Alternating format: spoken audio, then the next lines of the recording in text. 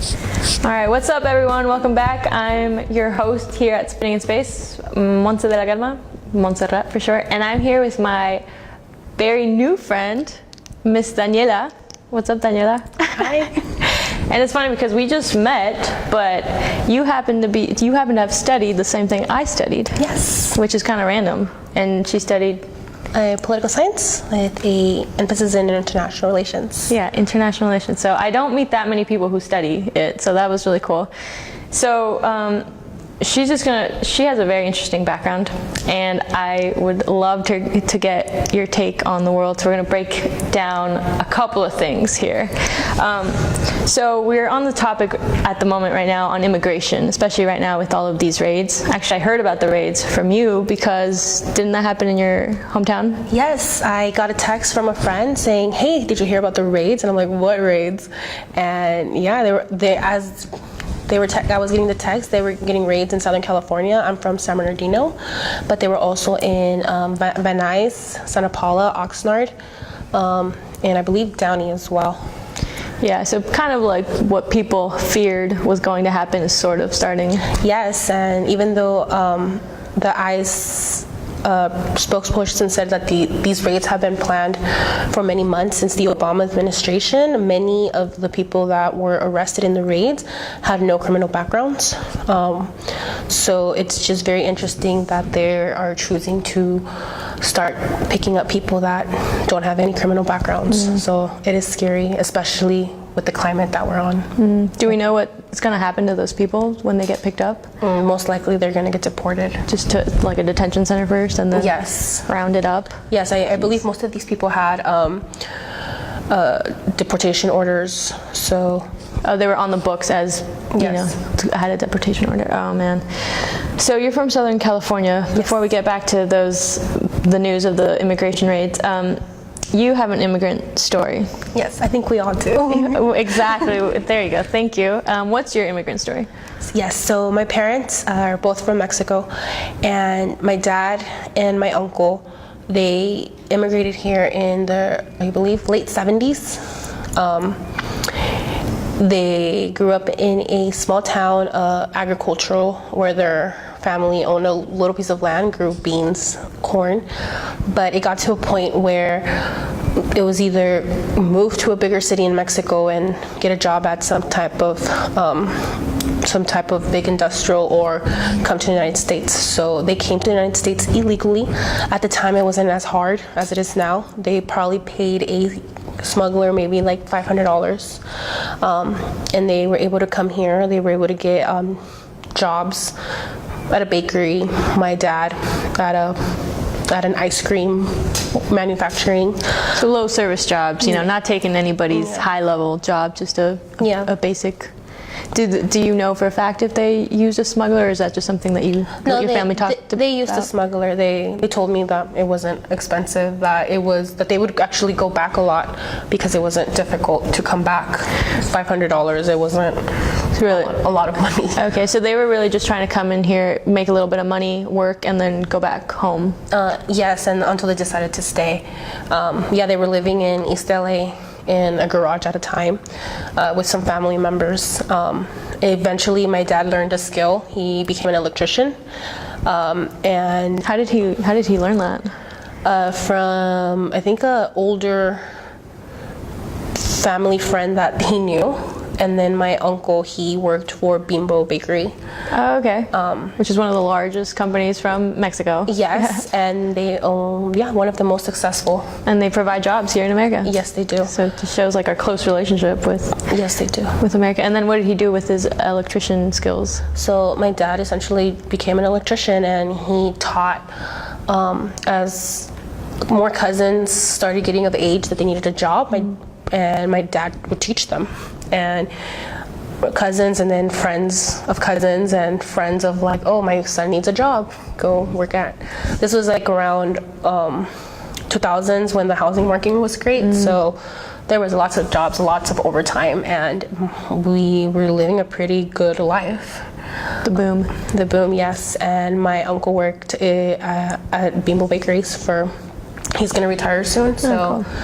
yeah, they were able to find good solid jobs, and because my grandpa, my uncle, he was such a great worker, the company really valued him, so that's when they were going to fix him with his immigration status. And then that's when Ronald Reagan decided in 1986 that he was going to grant amnesty to the 3 million at the time undocumented immigrants that were here, just because at the time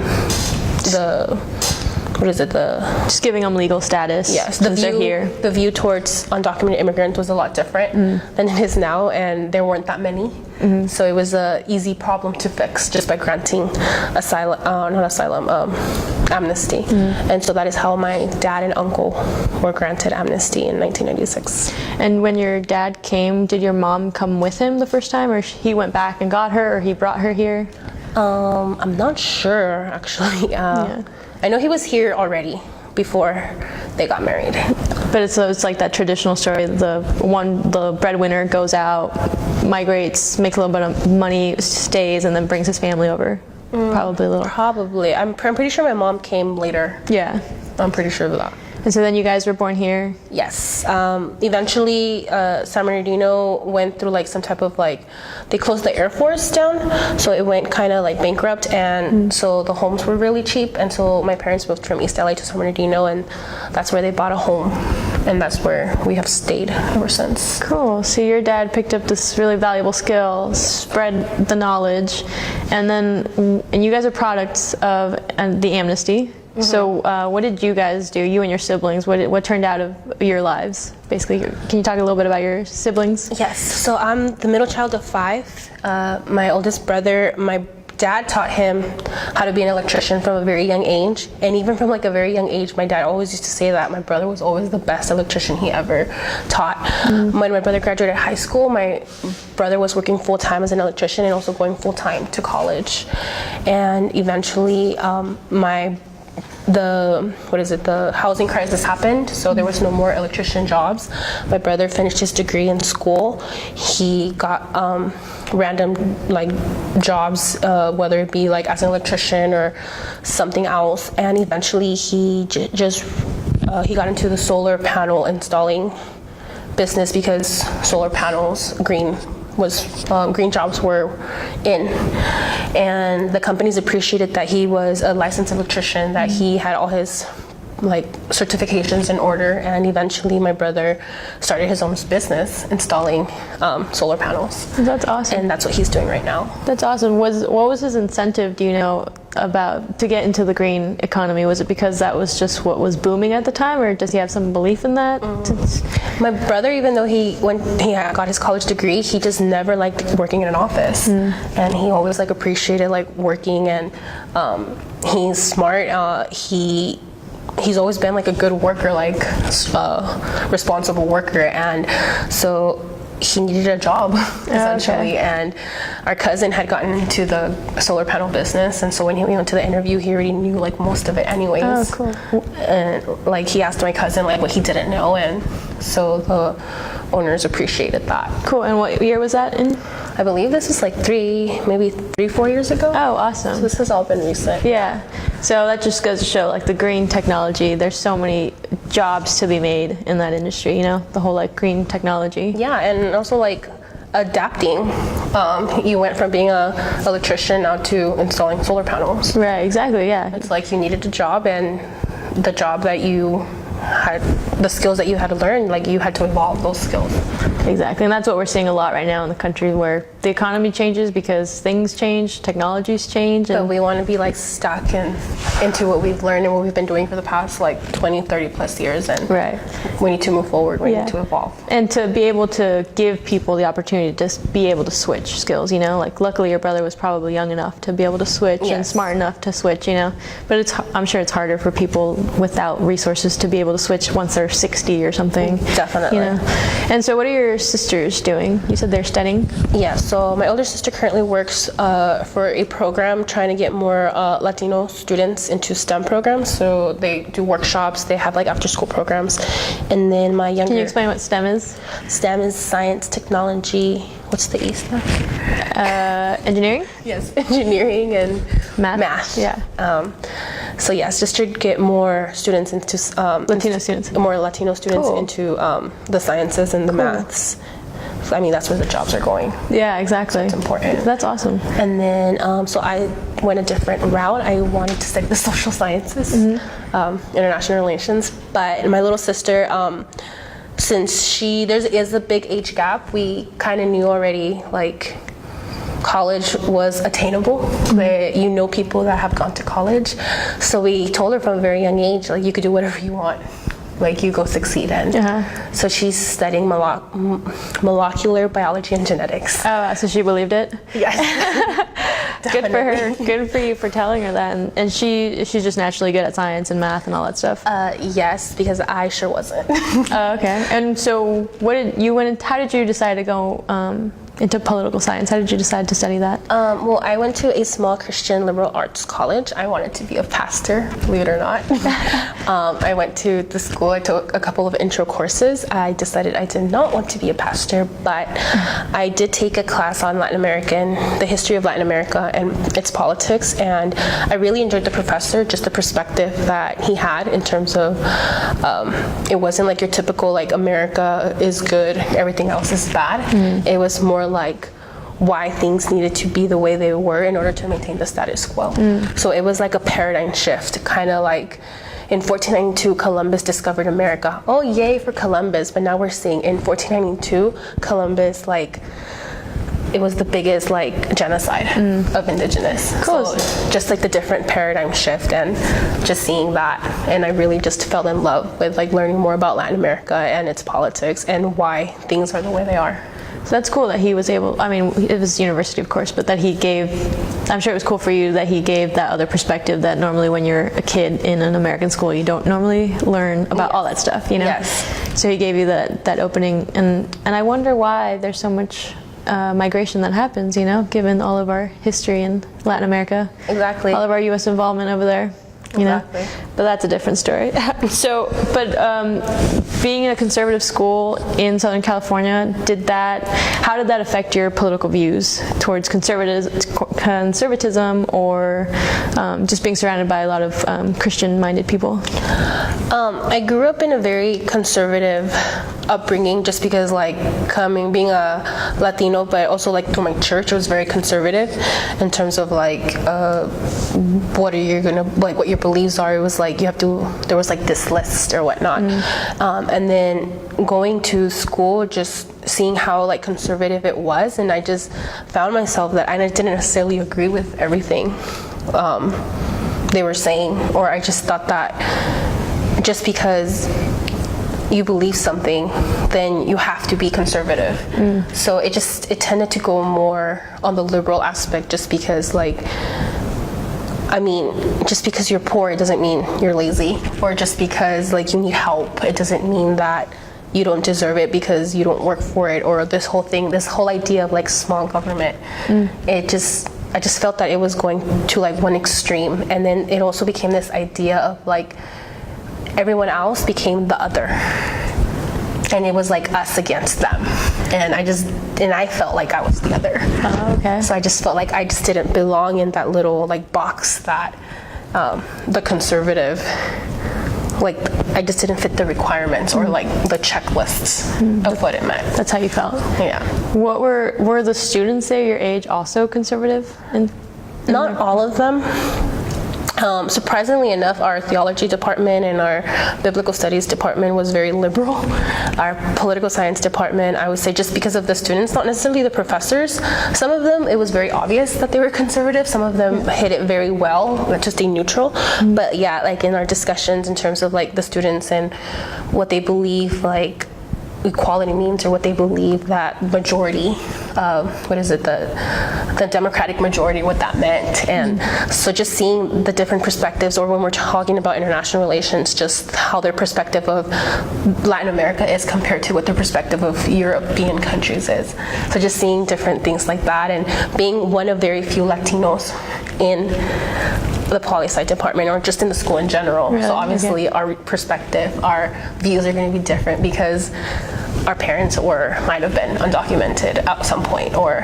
And you heard those kind of views when you would speak about immigration? Yeah, I mean, did we hear, well, they're taking our jobs. If they're here illegally, then they need to be deported, like just like straight out. That strikes me as weird because usually, especially in California, people tend to be more open-minded, I guess. Yes, but you also have to take into consideration that these students were from all over the country. A lot of them went to small Christian universities. This was like their first time in California. Oh, okay. We lived in a very isolated bubble, even though Azusa is a predominantly Latino community. So it's a lot of the times that's all they ever knew. And so California might have been diverse and more tolerant, a little bit more progressive. It didn't mean like my university was. That's interesting. That's an interesting experience, though, being in the middle of California, surrounded by conservatism. Which reminds me, that's kind of what happened recently in Berkeley, which we just came back from. Can you talk about what happened in Berkeley and what you thought about the whole incident with the Milo troll guy? Yes, so I believe Milo had been invited to speak by the Berkeley Republicans. It's a student organization. And I believe some students began protesting. My little sister actually goes there, and she showed me what, like, the end result. They ended up like burning something. They had to put like wood panels in the glass of some type of student union, and essentially Milo didn't get to speak. And I remember like when they were showing the fire in the news, I was like, where are you? You better like not be nowhere near there. Like, are you safe? Like, I was just making sure like she was okay. She's like, yeah, I'm in chem class. Like, and so. What do you think about that whole lecture? Like, first, what do you think about the media blowing up the whole, they kept playing those scenes of the fire, and, you know, I'm sure that wasn't the whole picture, but what do you think about that conservative guy getting shut down at a school like Berkeley? Well, I mean, it makes you wonder, like, why he would even want to go to such a liberal school. It makes me, like, question why. I mean, why do you think? We have, like, freedom of speech, but it makes me, like, wonder, like, hey, why did these, like, Republican Berkeley students want to have Milo there in the first place? Was it, like, really genuinely to have a discussion? But, like, look who it is as well. Like, was it just to, like, bait, like, the students? Like, did you really want an honest, like, genuine discussion, or was it just all for show, just to prove that the liberal elitists are very intolerant? Like, it's like, is Milo really someone, as a Republican, like, is Milo really someone you want to represent what you stand for? Like, do you really stand for what he stands for? So it's like a lot of questions. I don't think burning things is the answer. And at the same time, but like, it's just like, was it really the time and place? Right. Yeah, I mean, clearly the guy has provocative views, and clearly UC Berkeley has a history of being really progressive, so those two ideas clash. But at the same time, you know, if he wanted to get attention, I think he's writing a book or something, he definitely got it, you know? So he accomplished exactly what he wanted, and that's what I'm talking about. That people on the left, they're becoming, not even about the left, doesn't matter what side you're on, but that people in our country were becoming so radicalized in our thoughts, so anti the other side, whichever that may be, you know, that we don't really want to listen or let the others speak, you know? Don't you think what do you think about that we're becoming so intolerant of other people? Yes, it actually reminds me, like, there was a few instances at my college that there were some very, like, conservative speakers that the more liberal students didn't think that they should come to our school because of their views, and just like how sometimes it would get shut down by the university, or sometimes we would have very liberal speakers that the conservative students didn't think was a good idea, and like sometimes it would get shut down or it wouldn't shut down, and then how that just created more division. And it's like, I mean, we were at a small school, so it's easier to, like, control, and but yeah, it makes you question, like, okay, like, why are we really bothered by what he's saying, and are we valid do we have a valid reason to be angry, or are we just being intolerant at this point that we don't even want to hear it? Are we willing to have discussions, and are these discussions even worth having? So, like, in the Milo case, was it really worth having him there? I mean, he's so ridiculous. He's such a troll, you know. You can say whatever you want because he's just outrageous. I'm not even going to bother getting upset over what he says, you know? I mean, I'm not bothered that he didn't get to speak, like, Yeah. genuinely. Yeah. So I don't think that it's the time and the place. I wouldn't want to hear him speak. I think that he has been giving like a huge platform. I think the coverage gave him an even bigger platform. There's a reason why he got his book deal, and I don't want to be any part of making him bigger. Right. I know we're talking about him, but don't you think that makes that other side look bad, because we're talking about being tolerant, free speech and all that stuff, and yet we're not letting a group talk and discuss them, no matter how outrageous their ideas are. You know, I think that we can. Don't you think it's leading us towards a place of intolerance and stuff? And I ask that because I always think of Noam Chomsky's quote. He says, if we don't believe in freedom of speech for those we despise, then we don't believe in it at all, you know. And I think that's really accurate, especially right now. And we were talking about with all the protests going on, the resistance movement, and Sean Spicer talking about how these protesters are being paid. And what do you think about the whole resistance movement that's forming against Trump specifically and his administration? I think it's beautiful that more people are getting involved in democracy. I think that if we look at history, we see the civil rights movement. If we look what happened in the Arab Springs uprising, how what happened in Libya became a catalyst and for democracy. And I think there's like these windows of opportunity that we get to be a part of something great, something that we believe in. And I hope that eventually the way that we're protesting our resistance, it's not just us going outside with a sign, that we're not just marching every weekend, or that every time something happens that we do is we go march. I hope that our protest becomes more active in terms of like our protest is knocking on doors and informing others. Our protest becomes on educating ourselves. Our protest becomes on running for office to ensure that in 2 years that we're still protesting and it just doesn't like die down. Right, exactly. So that I hope that our protest continues, that in 2 years that maybe the Republicans are not the majority anymore, or even the Democrats, or that all these, like, depending on who they are, like all these new young individuals that are still idealistic in our democracy. Yeah. Like, and I just think that would be amazing and beautiful to see. That's awesome. Yeah, so that would be really, I mean, right now is the perfect opportunity, you know. Exactly. There's like these windows of opportunity, and it's like, take a part of it now. Right, exactly. Like we just had our first Latino senator after however many years this country has been around. Finally. First Latina. And then speaking about, you're trying to encourage young people to run for office, Kenneth Mejia in LA. Yes, against the other, how many? Like 28 other Democrats. That's going to be a very interesting primary. Yeah, Kenneth Mejia, do you want to talk about him? Or can you tell us a little bit about Kenneth Mejia? So he's a Green Party candidate and he's 26 years old. Yes, and from LA, whoever wins that election will be replacing Representative Javier Becerra, who is now our Attorney General for California. Oh, cool. Yeah, so special election. So it'll be a special election. And he's running as a Green, so super young guy, and I think this is his second time actually running. So if you live in LA or in California, or it doesn't matter where, you know, just like spread the news about him. He's campaigning right now. He's doing some interviews, and Jill Stein from the Green Party went over and endorsed him. And it's a great chance to get a third party going. What's your take on the Green Party and on third parties in general? Well, I've been a registered Democrat just because I didn't vote in 2008, even though I could have. I had just moved colleges, so like I was registered in San Bernardino, so I didn't vote. But I did vote in 2012, and I was very excited to vote for President Obama. The 2016 election was very uninspiring for me in a way. I was a big Bernie Sanders supporter, but I was drastically thinking I wanted to go independent.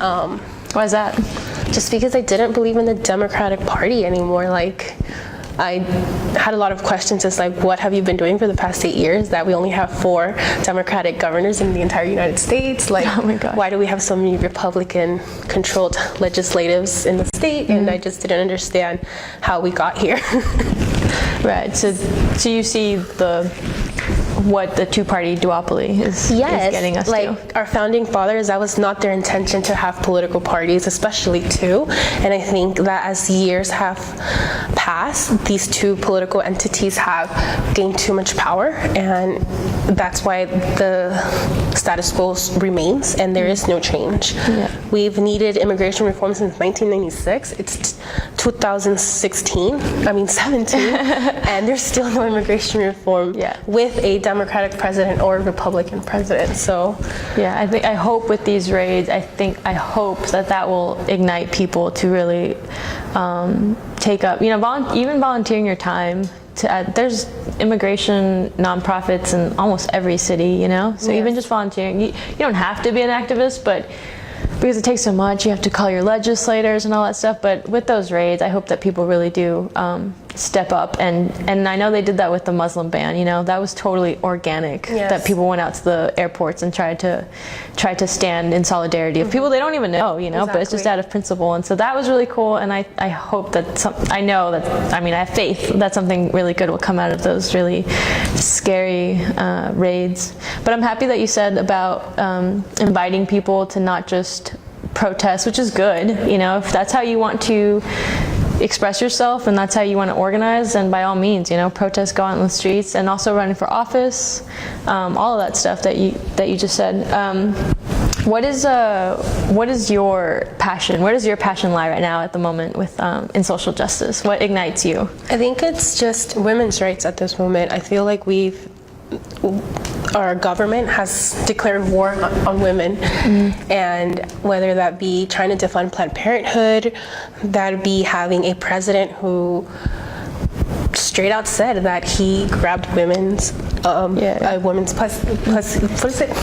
Genitalia. Yes, and that's who we have in office, and not just that. The fact that it's 2017 and we're still getting paid less than men, or the fact that we don't have any family leave, and it's 2017. I feel like one would think that there would have been more progress. Right. But it's like it's 2017 and we're still fighting for these rights. It's like we're going backwards. Oh, I see. That's how you feel. Yeah. Yeah. I heard, what's her name? I can't remember her name right now, but she's one of the leaders from the Black Panther Party back in the day. And she was in Oakland talking to Alicia Garza from Black Lives Matter. And she was really inspiring, and she was just like, who are you waiting for? It's sad that we're barely getting a Latina senator, because you would think, like you said, that we'd come a long way. And in other ways, we do have really powerful women in the world. Yes. Internationally and in the country and stuff. So it's like, who are we waiting for? You can't wait for a politician to save you, Like maybe that is your avenue, like Kenneth Mejia. I wish him all the best. Like that'd be awesome if a Green Party person got elected into Congress. That'd be a big deal, It would be. Yeah, because I know I got a lot of criticism for supporting the Green Party during the election, because even Elizabeth Warren said, if you do anything that brings us closer to Trump getting elected, then you're to blame, trying to blame us for voting the way we saw fit. I understand that we do need to build the Green Party from the ground up, not just every 4 years running for president. And not just like the Green Party in general, but like having more independent, so that it's not just like party lines. Yeah. So then it's just not this like really old ideology on both sides. Tribalism. Exactly.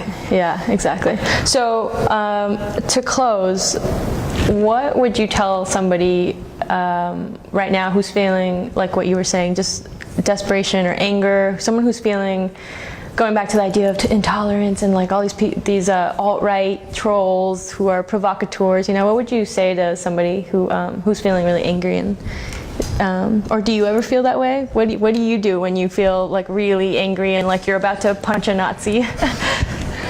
Well, I wish I could sometimes just punch someone, when they're just like in your face and trolling, but like obviously violence is not the answer, even though sometimes it is hard to always be the bigger person or to take the high road. Eventually, like something very minimal can just like agitate you and you just don't want to be peaceful anymore. But I would just say, like, we're protesting, we're showing solidarity, but it's like, just get involved. It's time to like stop thinking that, oh, someone will stand up and be our leader. It's be a leader. Be your own leader? Yes. Be your own leader. And run for office and run for local office. Go volunteer, go knock on doors, go help. If you're a legal resident and have been for the past 20 years, it's like, what are you waiting for? Go become a U.S. citizen and vote in their next election. It's like Donald Trump is going to be president for the next 4 years, but Congress, they only have 2 years. Yeah. And if we are able to not have a majority Republican Congress, then Donald Trump can't fulfill his agenda. Immigration reform can't happen unless Congress passes it. So they don't have 4 years, they have 2 years. It takes Congress forever to do anything. Exactly. So all it takes is just public support, you know, and I hope that with these, everything that's going on with immigration, that will really mobilize us, not just only to protest, which is good, because it shows resistance, even if people start saying, you know, the Trump administration is trying to lie to themselves and say they're just paid protesters, but to really generate public support, and that'll push the political will. exactly. So I admire you, you're a leader, and thank you so much for being here. Thank you for having me. Awesome. We'll see you guys next time. She read the book Beyond Smoke and Mirrors, and that book really offers the middle way between all the two-sided ideological fight that's going on around immigration. So in this coming episode, we're going to break down their proposals, the GOP proposals, the Democratic proposals, and then a third option, the Green Party proposal, which I think is based on a lot of humane and international laws. So stay tuned for that, and thanks for being with us.